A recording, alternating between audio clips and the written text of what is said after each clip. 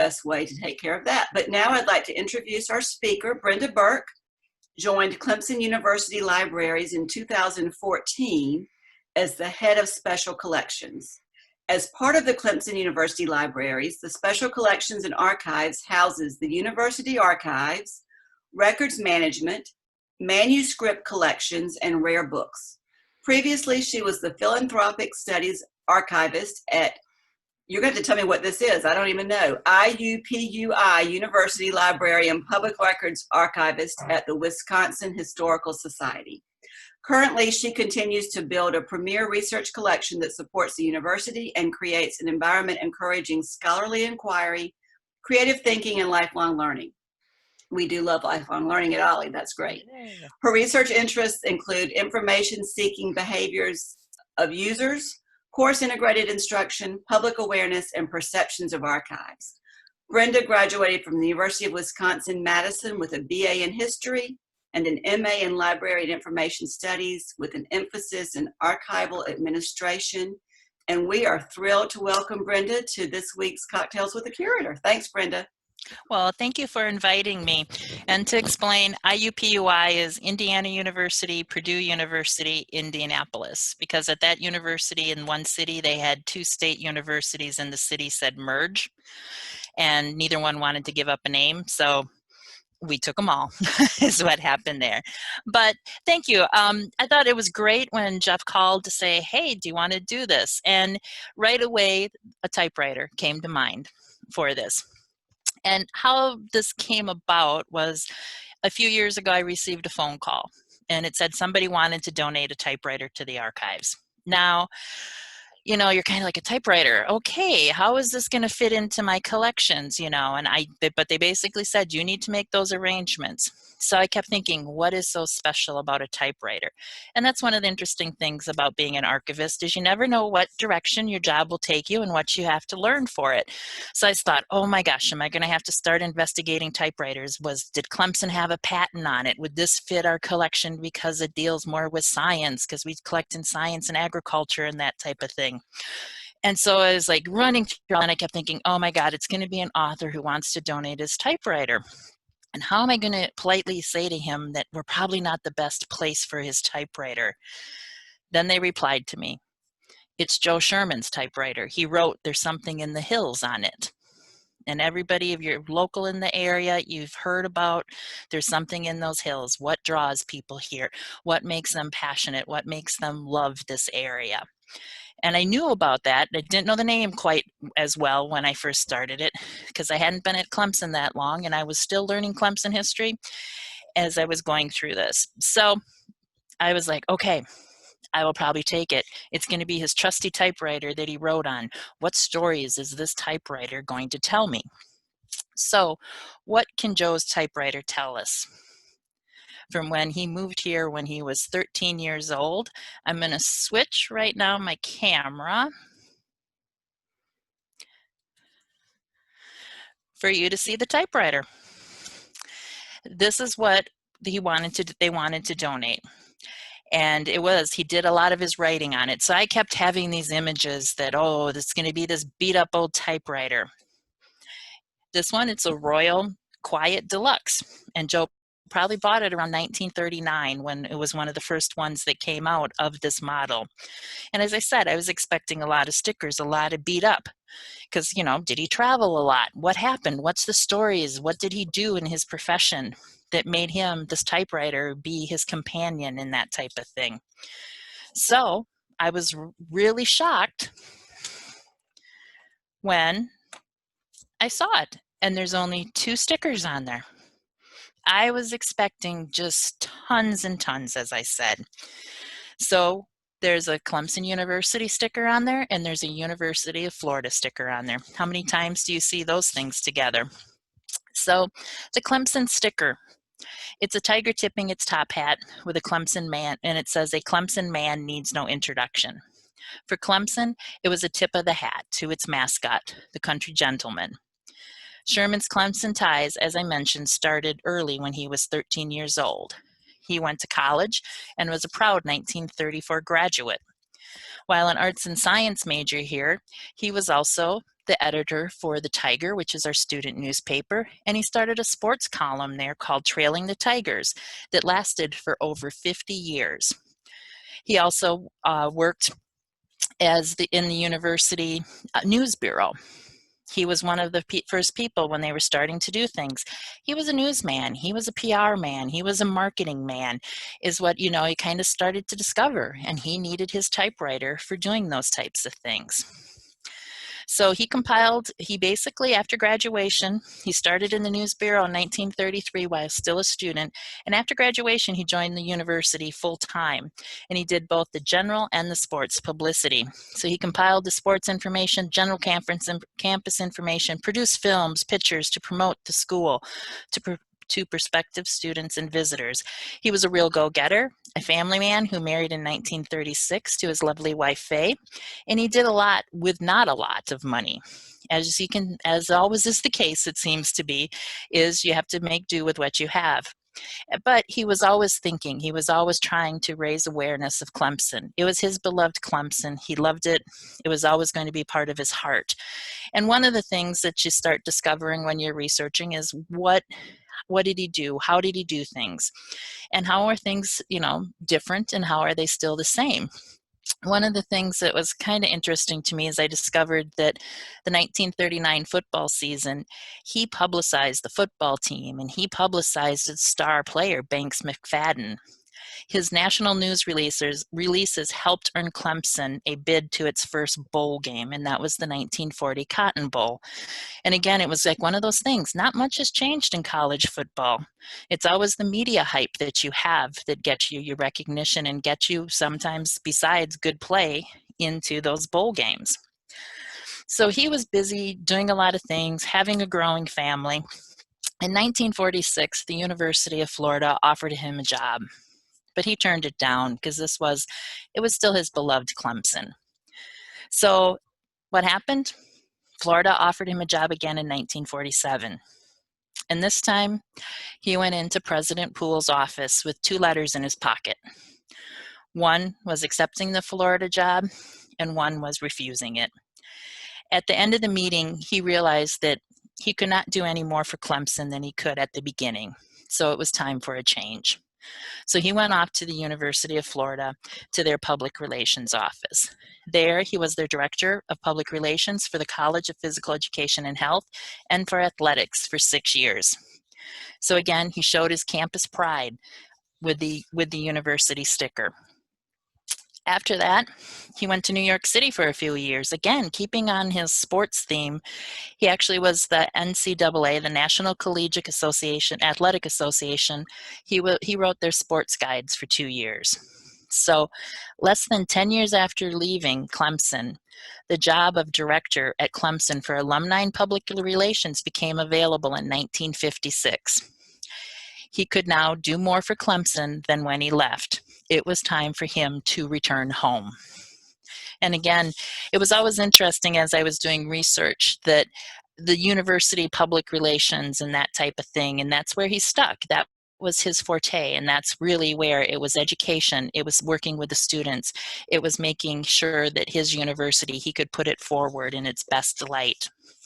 So he came back home to a university that had changed, because when he left, women were not allowed at the university, and it was still a military college.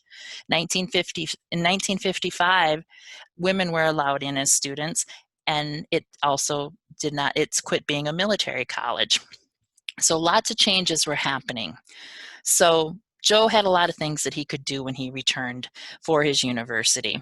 You might know Tigorama is a very big event that is held yearly. It's Clemson's homecoming. Joe is actually the father of Tigorama. It was Clemson's homecoming, and he started it with the student group Blue Key. He got that idea from his time, actually, when he was in Florida with their successful Florida's Gator Growl. So we went from a Gator Growl to a Tigorama. So major events were happening in the country in his beloved Clemson. He kept publicizing. He was really the heart and soul of the public relations, the alumni, the campus, the sports. and making sure that people got to became to understand Clemson and realized what Clemson was all about. One example of a major event that happened at our university that Joe played a very strong role in was the integration and the acceptance of Harvey Gantt as Clemson's first Black student in 1963. He played a key role in developing the media plan so it would not become a circus and for the event to happen with dignity. He put a lot of thought, a lot of effort, and the event went off as planned, and it was with dignity. You had media because it was a major event, but it was done in such a way that it could be covered, but it wasn't going to become that circus. So I kept on researching Joe, and you can start seeing his style of publicity and his intensity. And when I was researching, his lovely typewriter was always sitting right next to me. So I kept wondering, what stories does it tell? It's kind of beat up. Did he take it with him? Did he always keep it at his desk? Or did he have a different one? Or was this the one in which he would retreat to and write and do the things that he needed to do to make Clemson what it is? With the Alumni Association, Joe had some goals. One, he wanted to make sure that the Alumni Association played a factor in Clemson's educational process, and he wanted to find a permanent home and have an alumni center created. He accomplished both of those goals during his 21 years until his retirement in 1977. At that time, over $6 million was being filtered to education programs, and the center, still across the street from Bowman Field, became the home of the Alumni Association. So Joe took his love for Clemson and his passion for sports, along with publicity and marketing, to create a public relations program. And one of the things where I felt my life started colliding in different things is at my previous institution at IUPUI, we had a couple of collections on dealing with associations, dealing with college alumni associations and marketing. And they collided when I started seeing, what did he do? He actually received national recognition from the Association of Alumni Associations and also the American College Public Relations Association for his work and the publications that he created. Because every time I kept looking through his work as I was trying to figure out what was he doing with his typewriter, I was like, boy, he's got some cutting edge ideas here for that time frame. Look at what he is doing during this time frame. And I just kept thinking, he would be great at the Alumni Association colleges and the Association of Alumni, or the American College Public Relations Association, when they were thinking and doing different ways of PR that we had not seen due to different changes in technology and being able to get information out there. And to see that he was rewarded for his work, to see that his innovations was being recognized and how his forward thinking was happening was very nice to see, because I could put all of my work together at different places to see what was happening. So in 1970, Joe Sherman wrote some reflective prose about Clemson.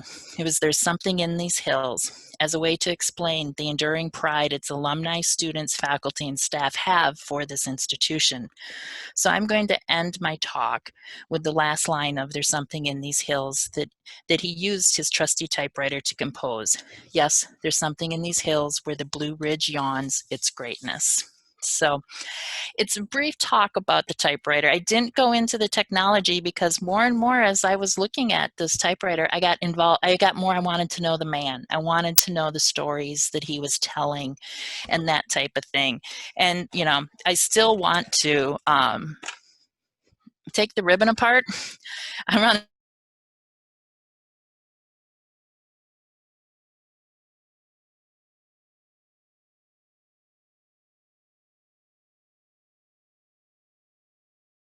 that ribbon. I think that would just be a bonus. But right now I'm a little leery of taking it apart. I think it's got charm as it is now.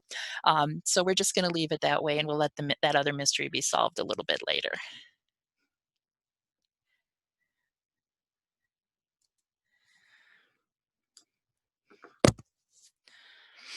That was great, Brenda. Do you want to switch back to you so we can do questions and see you? Yep, I'm trying to find my Oh, little okay. my If anyone has any questions, please put them in the chat to me or just to everyone, and then we can ask those of Brenda. There it is. Trying to find my settings button. Here it That's is. fine. That's fine. So yeah, the questions are coming in, but I'll let you get switched before. Yep. There you are. Okay.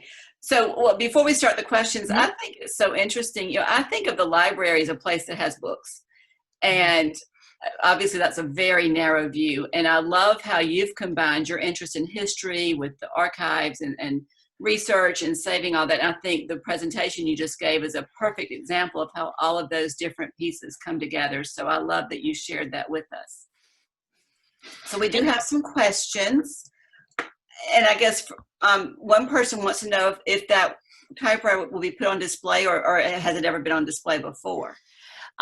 We haven't had it on display yet because we were doing some renovations, so we're still getting exhibit cases brought into our place, but it will go on display, but probably not a permanent display.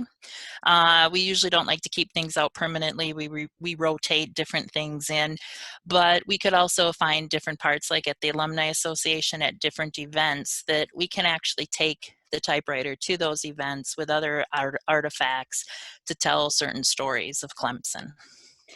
Another person asks if you have copies of any of the publications that you mentioned that would kind of go with the typewriter. Yeah, we've got a lot of, basically we do have the Alumni Association records, the news releases, and everything else. Those are all part of our collection.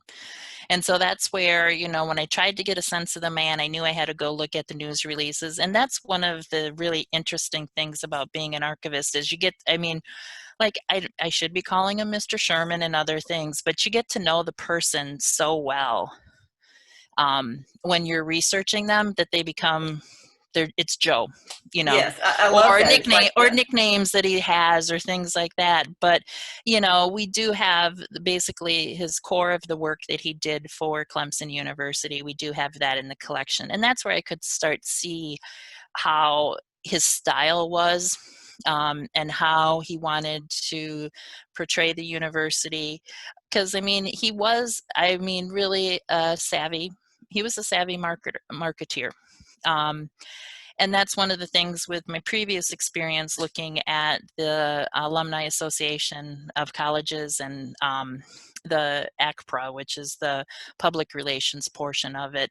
You could see how trends were happening, what different styles were happening. And so by having that knowledge from that previous work that I did and seeing it from the other side, to seeing it from a person that was active in the field versus what the professional association was doing, you could see that he was being innovative in certain ways and just, but I think all of it came for his love of the place when he was 13 years old and they moved here.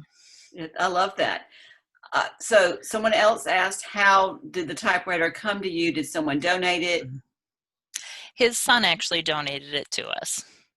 And it came through the Alumni Association. That's sometimes when the Alumni Association calls and says they have something, you're just like, what is it? You never know sometimes what it's going to be. And so that was what was really nice, is that it's the stories behind it. Because, a lot of places have a typewriter like this and that type of thing. And, that's why when my first thing went to is, it's going to be the science behind it. It's going to be the technology. And so it was nice to put the person with it.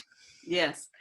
So is this, and I wondered this too, is this the only typewriter in your collection, and do you have other odd or unusual artifacts that we wouldn't think about that might be in your archives?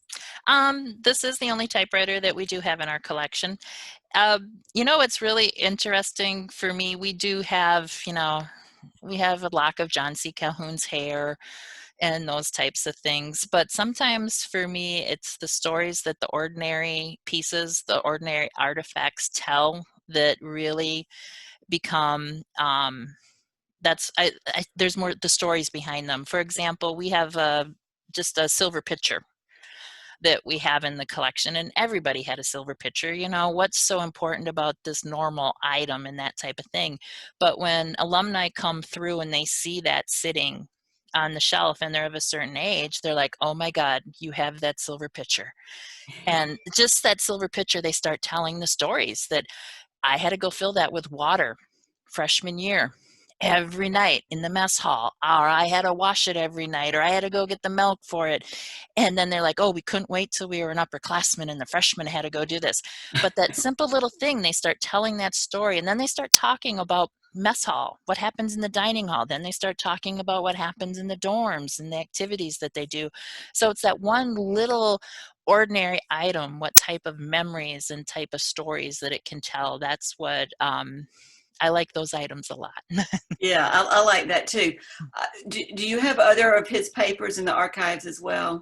We do, but a lot of it's going to be really tied to his career here. So it's going to be Mhm. tied to the Alumni Association. He did do writings, also did some books on college football and all of that. So we do have those publications. Great. Tom asks, he says you've obviously done a lot of research on this typewriter. How do you share that other than like today's event? Have you shared this in other ways?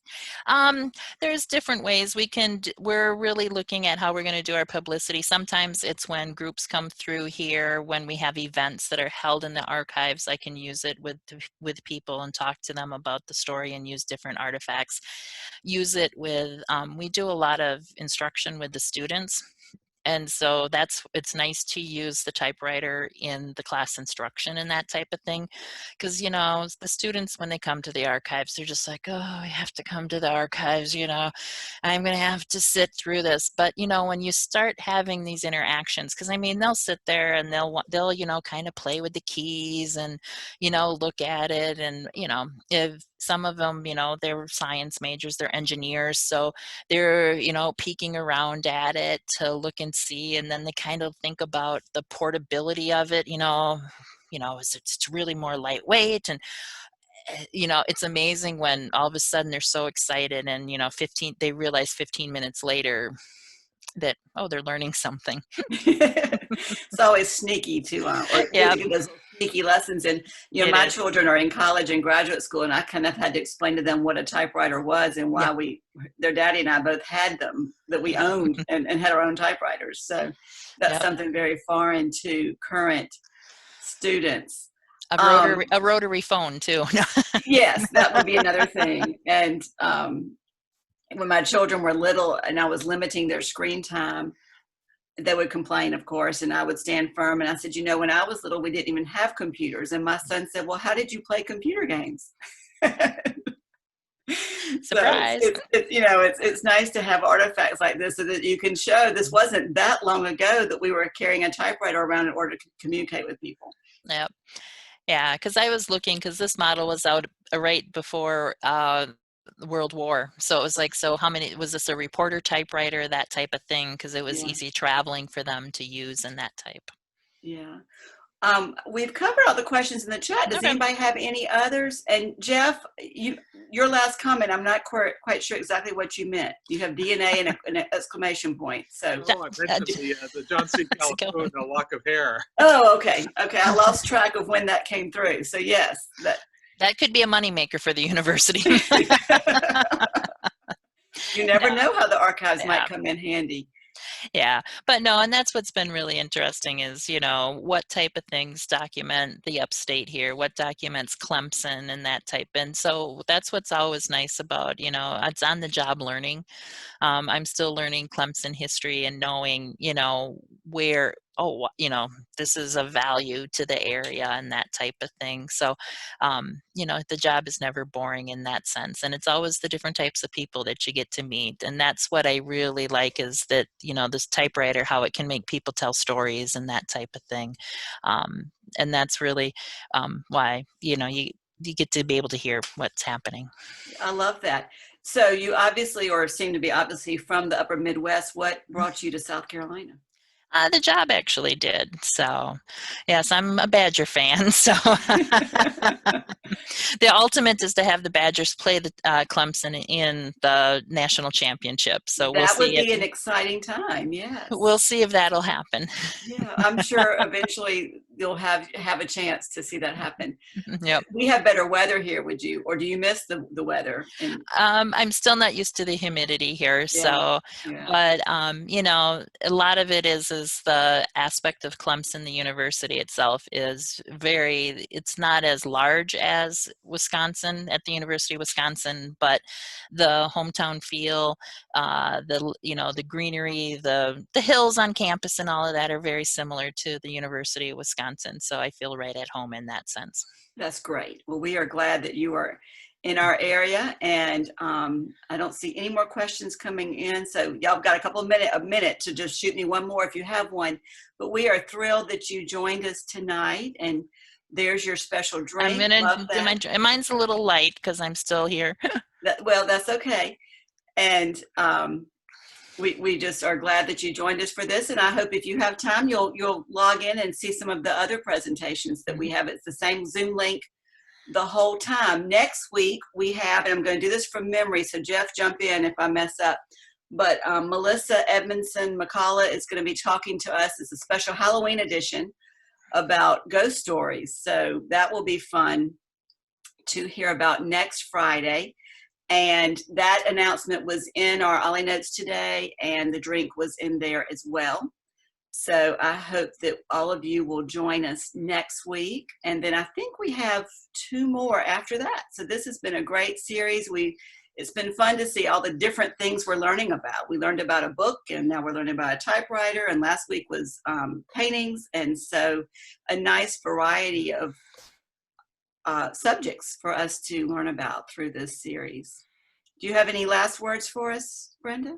Nope, just I hope you guys all enjoy your great weekend of weather. It's what it's sounding like. So yeah, it is beautiful outside. I thought it was going to rain this weekend, but I was wrong. So I'm thrilled about that. So I hope everyone has a great weekend. I'm seeing lots of thank yous in the chat, Brenda. I think everyone enjoyed your talk very much, and we appreciate the time and the energy that you put into this presentation, and appreciate you sharing it with us. Thank you. You're welcome. Thank you. And thank you, Nancy. You're welcome. It's good to see everybody, and we will see you next week. Okay. Thank you.